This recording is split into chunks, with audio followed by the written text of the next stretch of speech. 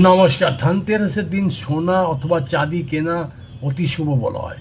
যারা সোনা চাঁদি না কিনতে পারেন, তাহলে আমি আপনাদেরকে এখানে একটা উপায় বলবো, সেটা করবেন। কি করবেন? আপনি সেই দিন কুবেরজির একটা চাবি পাওয়া যায়, সেই কুবেরজির চাবিটা কিনে আপনি নিয়ে আসুন, ঠাকুর ঘরে রাখুন। রাখার পর একটা লাল কাপড় নেবেন, লাল কাপড়ে ওটাকে বসিয়ে তার মধ্যে অল্প গোলাপ ফুলের পাপড়ি এবং তার সাথে কিছু খুচরো পয়সা এবং একটা যে কোনো একটা নোট, তার সাথে অল্প সিঁদুর ছিটিয়ে দেবেন আর আতপ চাল ছিটিয়ে দেবেন। এটাকে ওম ধন্বন্তরী দেবায় নমঃ শুধু বলতে থাকুন। এই মন্ত্রটাকে 108 বার অন্তত অবশ্যই বলবেন।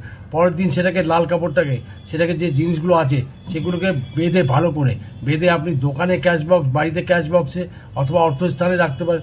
আপনি বিশ্বাস করুন, এই উপায়টা করলে এই বছর তো আপনি এই চাবিটা রেখেছেন, কিন্তু পরের বছর আপনি সোনার চাবি রাখতে বাধ্য হবেন।